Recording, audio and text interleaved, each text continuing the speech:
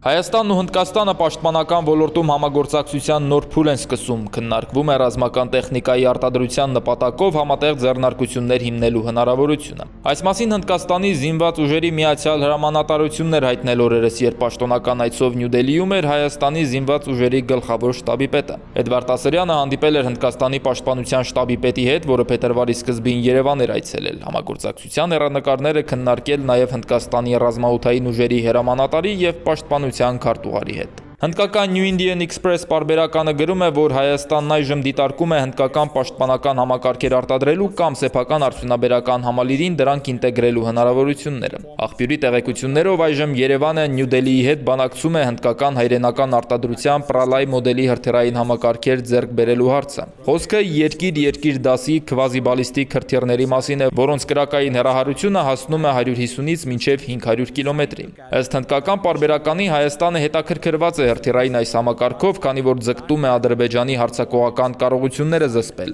որոնց թվում է իսրայելական արտադրության Լորա հրթիռային համակարգը։ Դրա կրակային հեռահարությունը 90-ից 430 կիլոմետր է կազմում։ Եթե գործարքը կայանա, ապա հայ-հնդկական պաշտպանական համագործակցության մասշտաբները ընդլայնվելու են եւ հրետանային, հակաօդային պաշտպանության համակարգեր եւ տեղորոշման կայաններ ձեռք բերելուց զատ Հայաստանը գնելու է նաեւ ռազմավարական հարձակողական զինատեսակներ, նշում է աղբյուրը։ Ավելին, հնդկական պարբերականի տեղեկություններով Հայաստանի զինված ուժերի շտաբի պետը Հնդկաստանի ռազմաօդային ուժերի հրամանատարի հետ քննարկել է նաև հակաօդային պաշտպանությունն ուժեղացնելու հնարավորությունը, շեշտը դնելով հրթիռների ծանոթացություններից պաշտպանվելու կարողություններն ու հայկական կործանիչները կատարելագործելու վրա։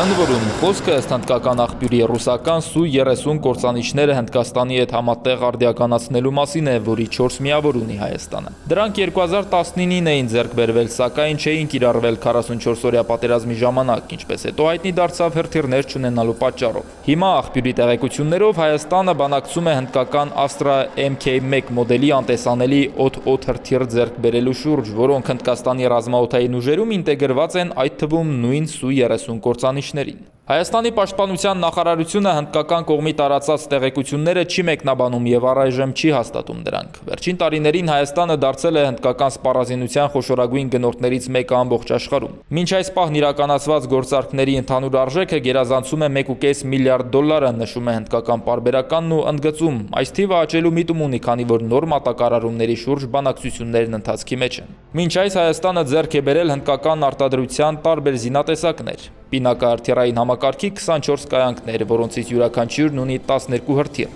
կախված մոդելից մինչև 75 կիլոմետր կրակային հեռահարությամբ։ 15 միավոր ակաշ հակաօդային պաշտպանության համակարգեր, որոնք կարող են ռազմական ինքնաթիռներն ու անօդաչուները խոցել մինչև 35 կիլոմետր հեռավորության վրա։ Սվաթի ռադիոտեղորոշիչ կայաններ, որոնք նախատեսված են մինչև 30 կիլոմետրի վրա հրետանային արկերը, մինչև 20 կիլոմետրի վրա ականանետից արձակված արկերը, իսկ մինչև 80 կիլոմետրի վրա հրթիռները հայտնաբերելու համար։ Հայաստանը ձեռք է բերել նաև հրետանային համակարգեր, Atax տեսակի մոտ 90 հաուբիցներ, 155 մմ տրամաչափի, որոնք ունեն 45 կիլոմետր կրակային հեռահարություն, Տրայան հաուբիցներ, որոնք ավելի փոքր, մինչև 30 կիլոմետր կրակային հեռահարություն ունեն, ինչպես նաև MRG ինքնագնաց հաուբիցներ, որոնք կարող են թիրախներ խոցել մինչև 40 կիլոմետրի վրա։ Հնդկաստանի հետ ռազմական համագործակցությունը շեշտակի խորացնելու Հայաստանի շահագրգռվածությունը պարզ պատճառ ունի։ Հաշվի առնելով Ռուսաստանի եւ ՀԱՊԿ-ի հետ հարաբերություններում ծագած խնդիրները, փորձ է արվում այլընտրանքային մատակարարներ գտնել։ Հնդկաստանի դեպքում շահագրգռվածությունը երկու բաղադրիչ ունի։ Առաջինը աշխարհաքաղաքականն է։